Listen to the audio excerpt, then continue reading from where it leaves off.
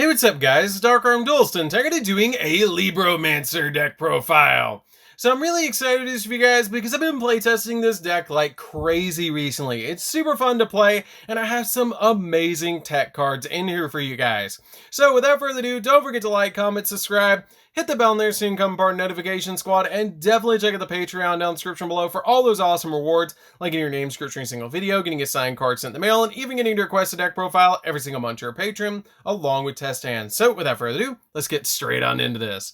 So first off, we're going to be playing 3 copies of Libromancer Geek Boy. This card is a great 3-of in the deck that has the ability, like all of your other Libromancer monsters in the main deck, is you can reveal a ritual monster in your hand and then special summon this card to your field. And if this card is special summoned, then you can add a Libromancer spell from your deck to your hand. This card is absolutely nuts in the deck because you can special summon it off of E-Telly because it's a psychic monster, which is really cool, and its effect will still go off because it says if this card is special summoned, which is a really awesome thing about this card. We then play 3 copies of Libromancer Fire. Libromancer Fire is a great 3-of because just like Geek Boy, it shares that ability that you reveal a ritual monster in your hand to special summon this card from your hand. And if this card is special summoned, then you can add a Libromancer monster from your deck to your hand, which is a great effect to get any of your Libromancer monsters that you need to start going in for your plays. We then play a single copy of Libromancer Magigirl. Magigirl is a good 1-of in the deck that has the ability that lets you ritual summon during the opponent's turn, which is really cool. This card comes in very handy as a 1-of, but I found that you don't really need any more than 1 because fire can search it. We then play 2 copies of Libromancer Agent. Libromancer Agent is a really good 2-of in the deck. I did consider playing it as a 1-of, but I ended up with 2 and it's come out really fine. This card is really nice because when I played it at 1, I just didn't see it enough.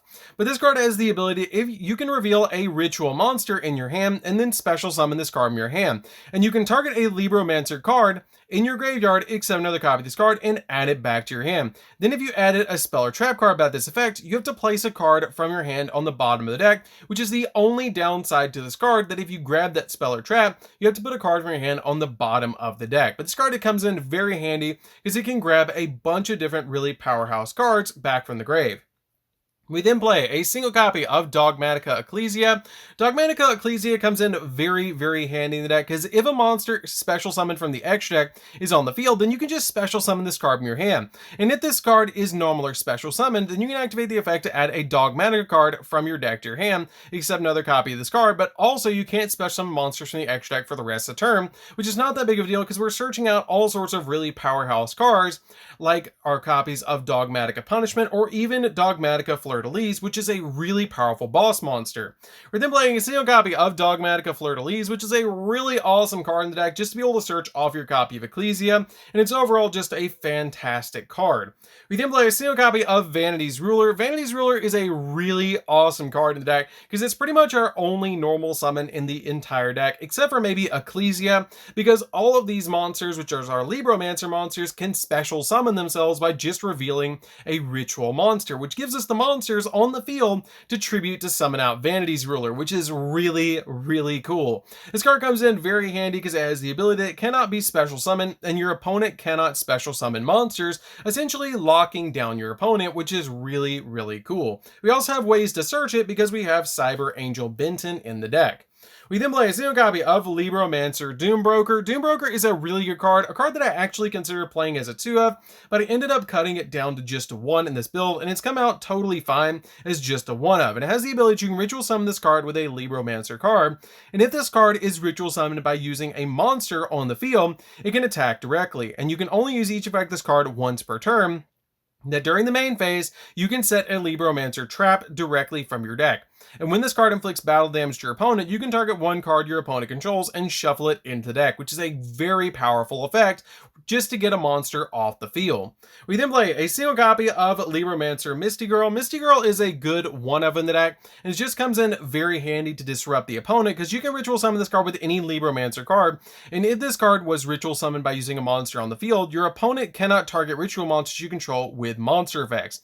And if this card is special summoned, then you can target a face-up monster that your opponent controls, and to the end of this turn, change its attack to 0 and negate its effects, which is a really good effect, especially comboing going with your copy of Girl to ritual summon during the opponent's turn. We then play a single copy of White Relic of Dogmatica. This card comes in very, very handy to be able to search from the deck when you send your copy of your Herald of the Arclight from the extra deck to the graveyard off your copy of Nadir's Servant. This card is just a really, really good one-of in the deck, and it's just super powerful in this build. We then play 2 copies of Cyber Angel Benton. Cyber Angel Benton is a really good card because it has the ability that if this card is tributed, then you get to add a light fairy monster from your deck to your hand, which is going to be your copy of Vanity's Ruler that you're going to be grabbing directly from your deck, which is just really, really nice to be able to grab that card and then summon it to the field and make sure that the opponent can't special summon.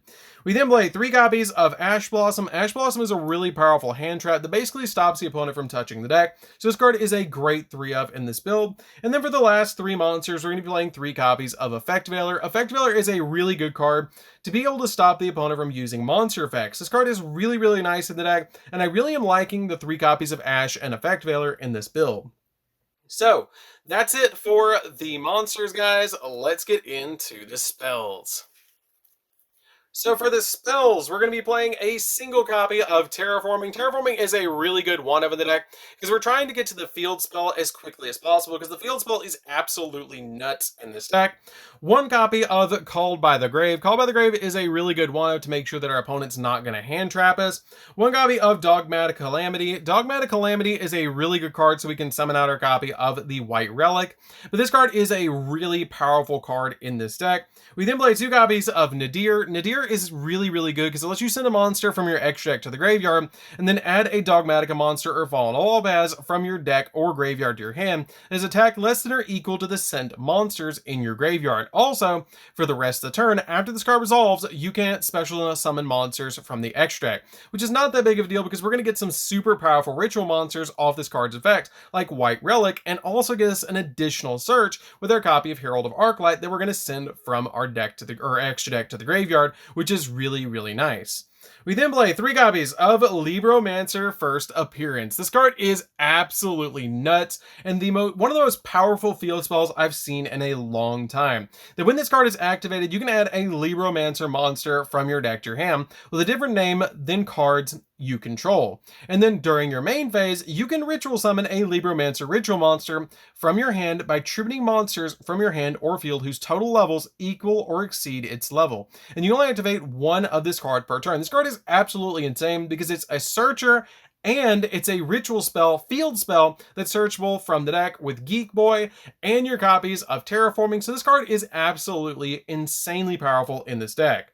We then play 3 copies of E-Telly. E-Telly comes in very handy because you can special summon out Geek Boy with it. So this card is a really nice 3-of to be able to just summon that card out, search the field spell, activate the field spell, and search another Libromancer monster from your deck to your hand.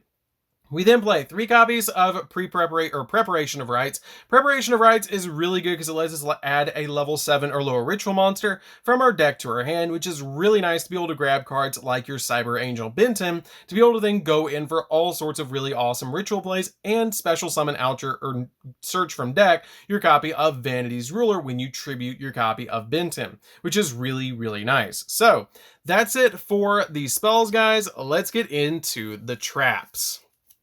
So for the traps, we're going to be playing a single copy of Libromancer Displaced. Libromancer Displaced is a good one-of in the deck.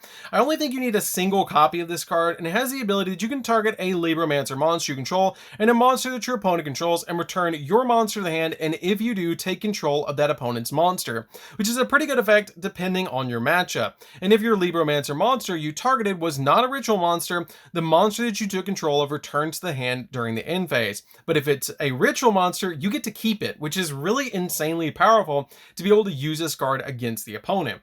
We then play a single copy of Libromancer Intervention. This card is a really, really good card in the deck. And the card you're usually going to be putting on the field with your copy of Doombroker because it has the ability that when your opponent activates a card or effect, you get to target a Libromancer ritual monster you control and return it to the hand. And if you do, negate that activated effect. Then you can special summon a Libromancer monster from your hand or graveyard, which is really good because it will make any of your Libromancer main deck monsters effects go off because they were special summoned.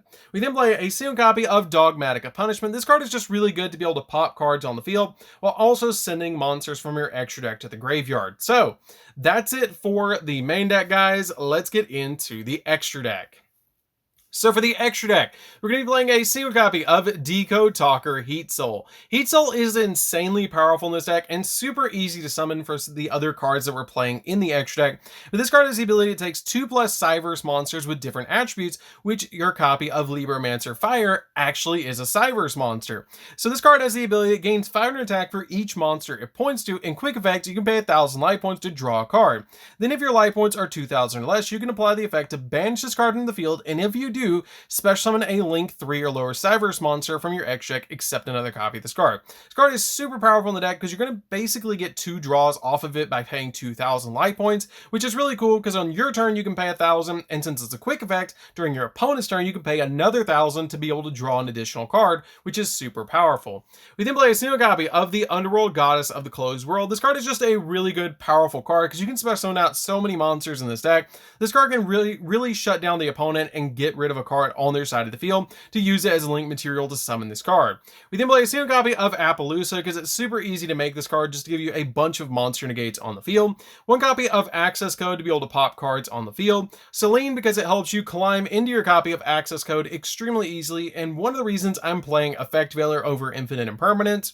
1 copy of Nightmare Unicorn to spin stuff. Phoenix to pop spells and traps, and a copy of IP Masquerena to be able to summon your copy of your unicorn during the opponent's turn, which is a really awesome effect. 1 copy of Needle Fiber, where you're usually going to be normal summoning out your copy of Effect Veiler to go into this card, and then special summon another copy of Effect Veiler from the deck to be able to go into your copy of Selene. But that's totally fine in this deck because normally you're not going to have a normal summon outside of your copy of Vanity's Ruler. So if you draw into multiple copies of your Effect Veiler, it's super easy to go for Needle Fiber, then go to Selene, and then bring out a copy of your Effect Veiler back to your side of the field with your copy of Selene, and then go to your copy of Access Code, which is really nice off of a normal summon of an Effect Veiler. We then play a single copy of Security Dragon. Security Dragon is really good because it just takes any 2 monsters to summon this card, and is a Cyverse monster, so it makes going into your copy of your Decode Talker Heat Soul super easy in this deck. We then play a single copy of Cross Sheep. Cross Sheep is really good for its ritual effect that if you ritual summon to your side of the field, you can draw 2 and then discard 2, which is really nice.